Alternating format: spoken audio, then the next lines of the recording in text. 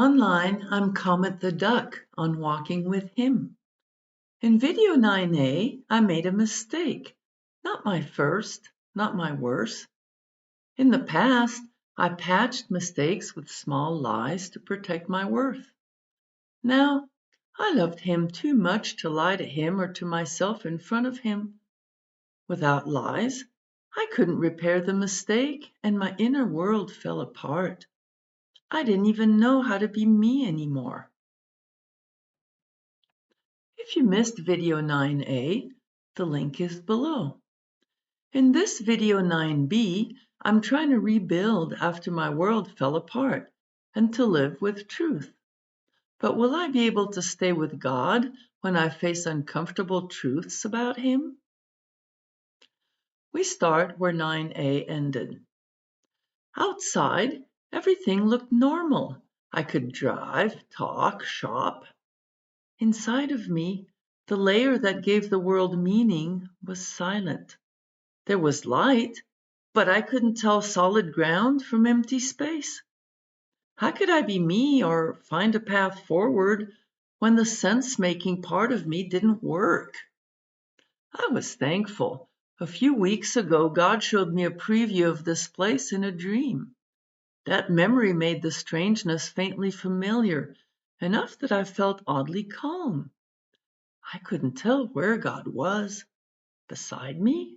Far away? Was there a path to him in front of me or a pile of rocks? I didn't know. I wanted to find him. I said, God, I choose to focus on you. I don't know where you are, so I don't even know where to focus, but it's my intention to focus on you. Could you please reach a bit further than usual to make up the difference? To my surprise, God answered right away, coming with a tiny flashlight. It barely lit 5 feet ahead and behind, but in that circle, I could understand again. Dim greens, browns, and a small piece of trail. My mind reacted instantly. Thrilled at this crumb of vision, it ran ahead, analyzing everything, restless, eager to make progress.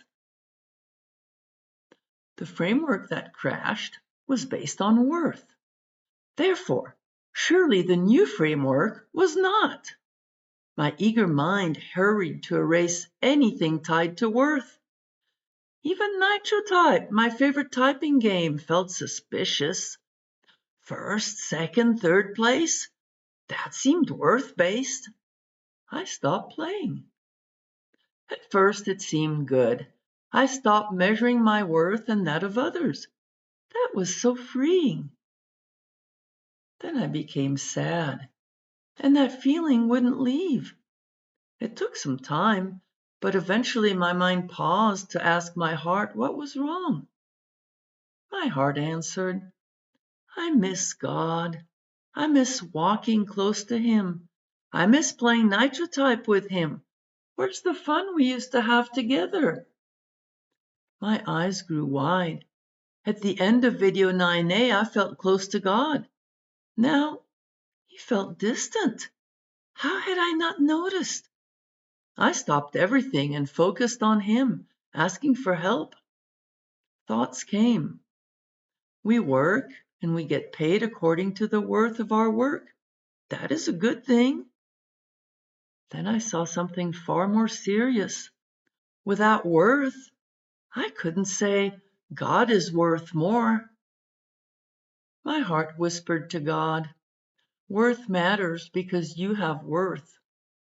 I apologized to God for letting my mind run ahead without waiting for him. Those steps away from God rattled my heart. I wanted his guidance, but I didn't have the words to talk with him about what happened. So I asked him for words. He answered with a metaphor. 3 IT techs sitting in a room.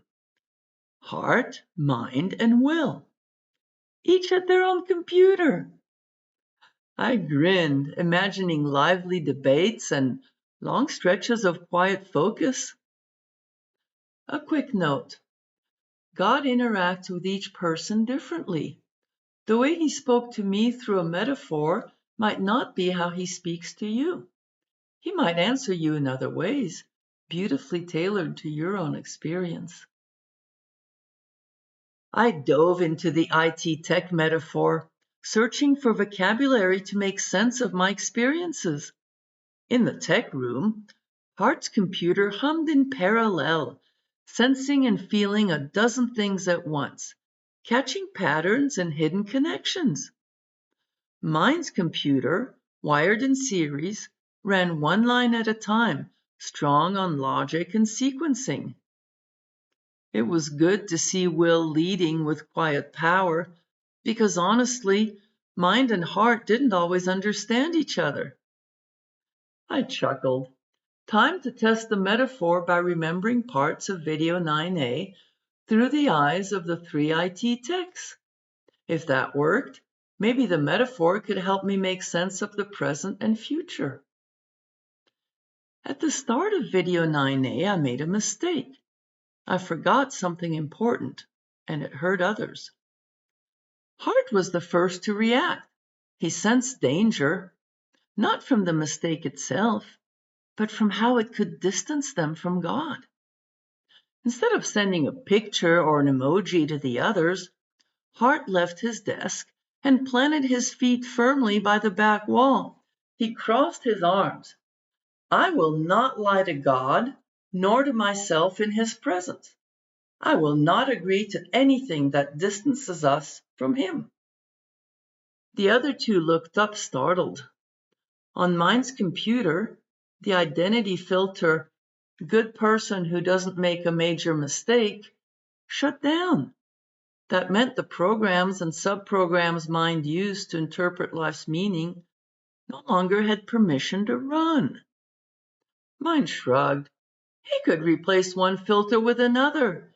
He searched confidently for person who did make a major mistake. Then he froze, shocked. He didn't have that code. Mine frowned and regrouped. Maybe he could use a repair rule? He found two. Sweep it under the rug, or feel guilty forever. Hart's steady gaze stopped him. Both rules were dishonest. The mistake did happen, and guilt fades with time. Mine couldn't find any other repair rules. That was crazy. Mine glanced at Will, looking for guidance. Will met his eyes, and then deliberately went and stood next to Hart. Mine nodded. That answer was clear enough. Mine agreed. He didn't want to lie to God or in front of God, but he didn't join them. It was his responsibility, his job, to stay at his station and keep working. Mine refused to give up. He looked for a back way in. What if he redefined worth so everyone had equal worth? No, that would erase accountability. That wasn't right.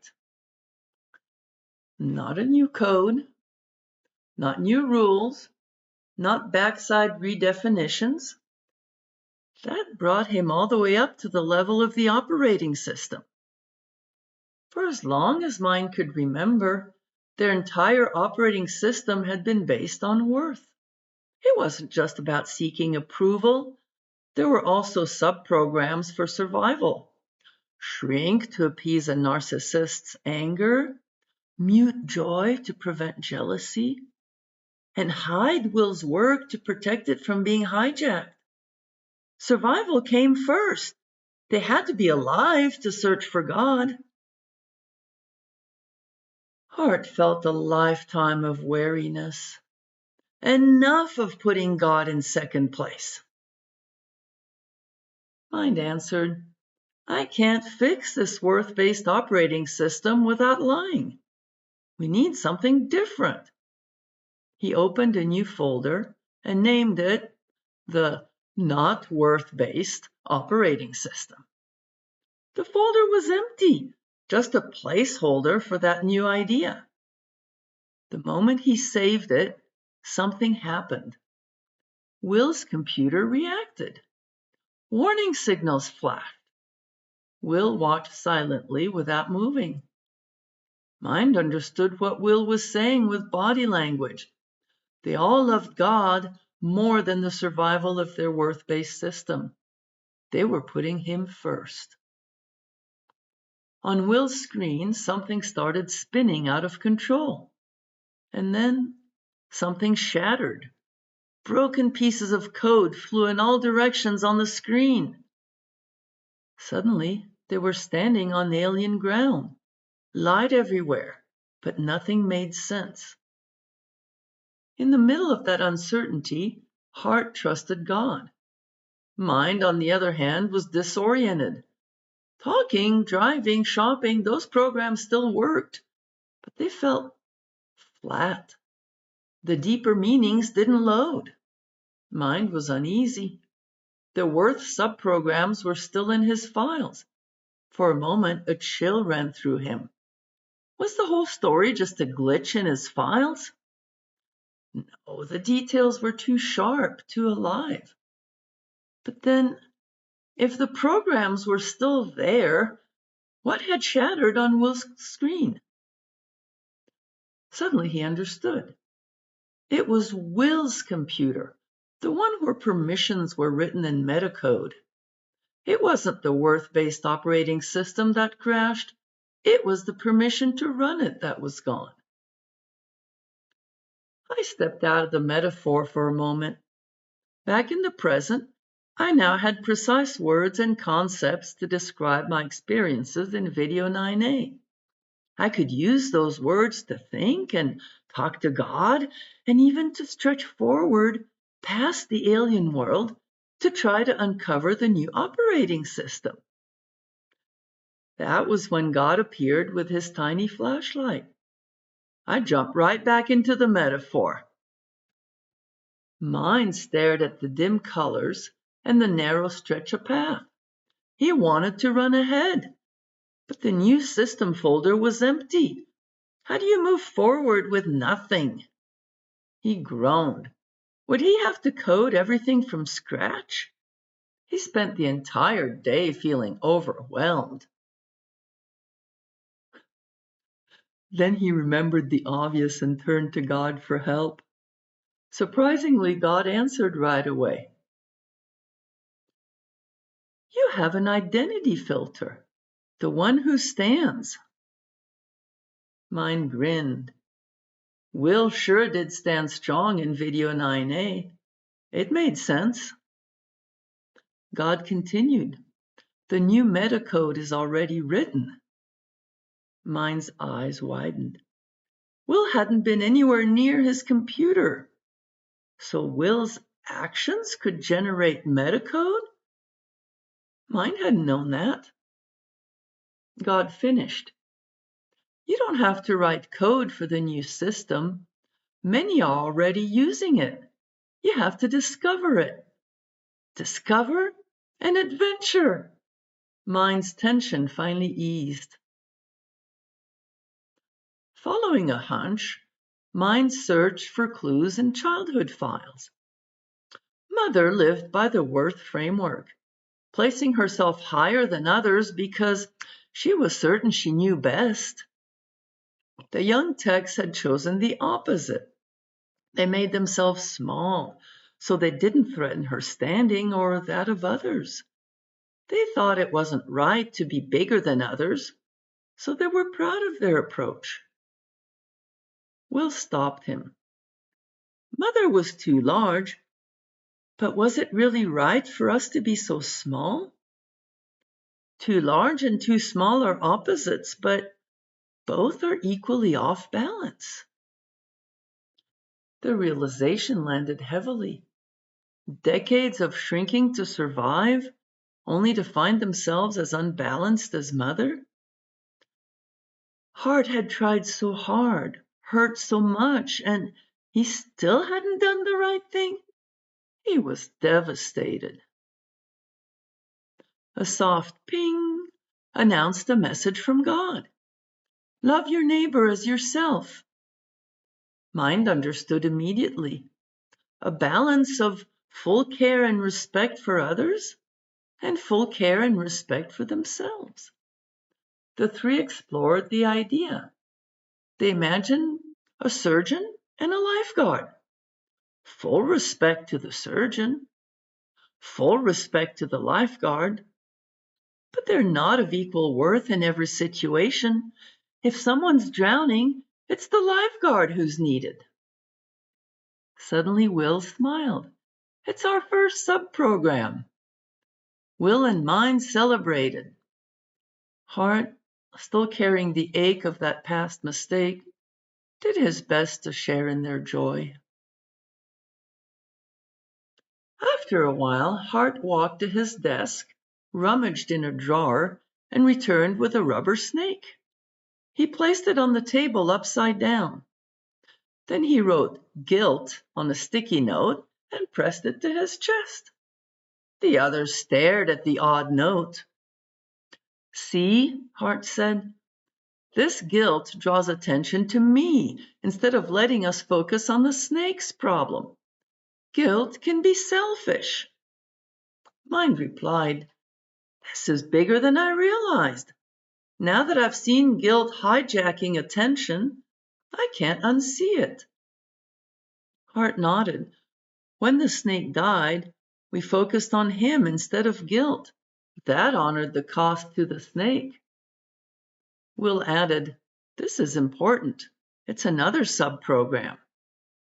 Mind and Will were pleased. 2 sub-programs. Hart still carried the hurt of the day's discoveries, but he managed a small smile. The techs were doing their best to be honest with God and with themselves. At first, that honesty brought a feeling of peace and freedom, and Hart began to feel better. But then in the afternoon, the 3 techs gathered around the big screen. The 3 looked at the world as it really was. Soon their peace vanished. Mind broke the silence first. Time only goes forward. That means mistakes can never be undone, even if the cost lands on an innocent person. Hart winced. That's hard to face. Will added quietly, "There's worse. To live is to eat. To eat is to take a life, plant or animal. No one can avoid causing harm." They froze. That truth was stark, and there was no way around it. Hart's voice cracked in disbelief. Why would God make a world like this? He felt truly sick. How can we trust God when He chose to make a world where harm is unavoidable? Mind searched frantically online for a solution. Soon he said in a low voice, "This question is far older than us. People have wrestled with it for thousands of years, and they never found an answer." Each tech tried to process that information. At last Mind, feeling broken, asked, "Can we go back to the old framework? Or do we have to continue alone without God?" Will answered the first part decisively. We can't go back. A truth once seen cannot be unseen. Hart curled up on the floor, trembling. He wasn't even crying. He was way past that. He whispered, "All my life, I've trusted my conscience. I believed it was God's voice in me. It told me what was right, help others, prevent harm, protect life. All my life, that's what I've tried to do." He swallowed hard. "But they say God made the world. He made a world where harm is unavoidable. That harm causes suffering." His hands shook. "If my conscience is right, then God isn't good. Why would I follow him if he's not good? For a moment, Hart thought he would literally break. It took all he had, and perhaps more, to not walk away. Finally, he nodded to Will. For now, he would stay in the room. More time passed. Hart whispered so quietly that the others barely heard him. What if God is a narcissist? What if he made this world harmful and painful just so he could save us and look like a hero? The words hung in the air. Mind stayed silent for a moment. He could feel the weight of Hart's fear, the depth of the question that had no easy answers. Then he remembered something a friend once said. To understand someone, look at their character. Inspired, Mind charted everything he knew firsthand about God's character. Line by line, a picture emerged. God cares deeply and shows great respect. He does not force. Mind said quietly, Heart, I made a chart that shows God's character. It's not the character of a narcissist. Will leaned over Mind's shoulder. That chart shows God is trustworthy. Every example we've seen points to him being for us and not against us. Mind nodded. If God is trustworthy, perhaps he had a good reason for making the world as he did. Heart whispered, It's still a huge stretch for me. Time passed.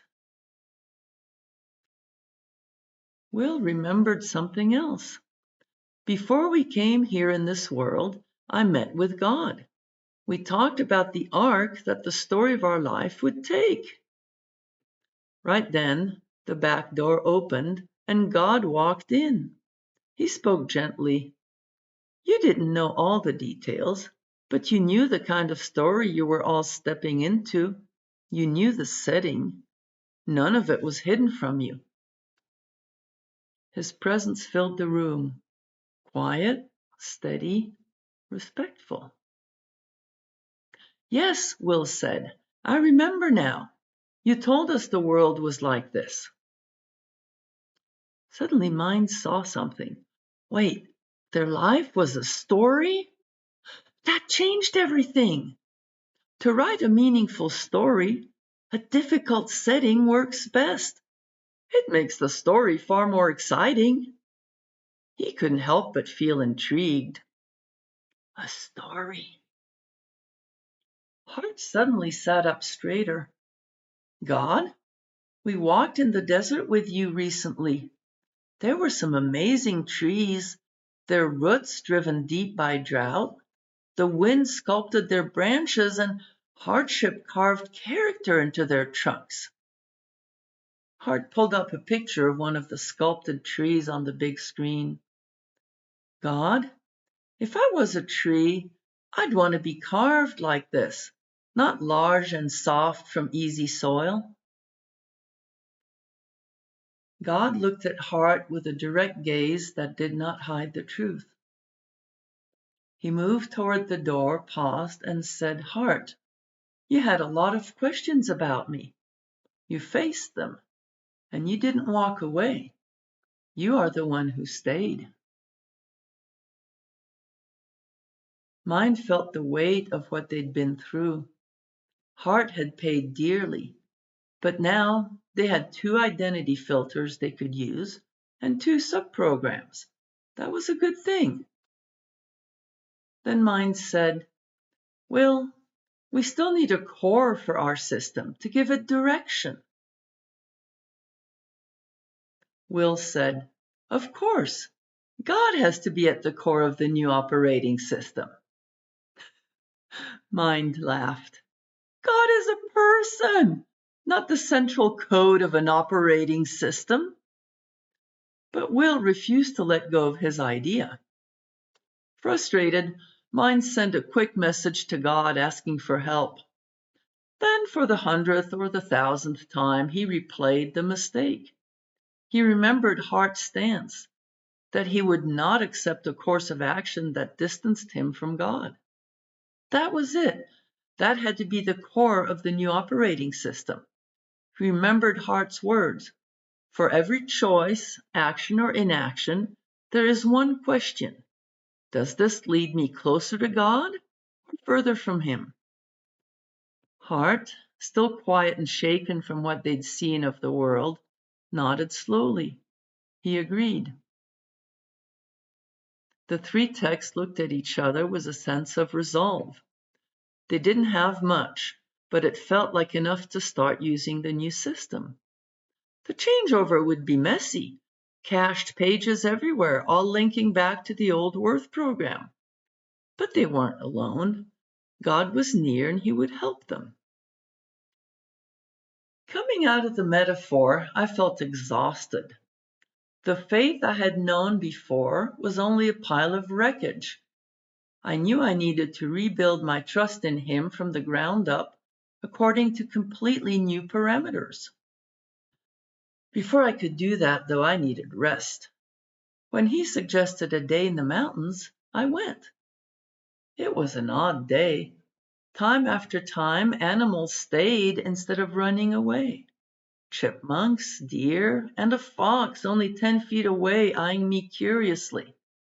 Back at home, an owl, more deer. How close I got. Finally, I understood. God called me the one who stays. Now, He was showing me through the animals that He too is one who stays. Things weren't back to what they used to be. They never would be.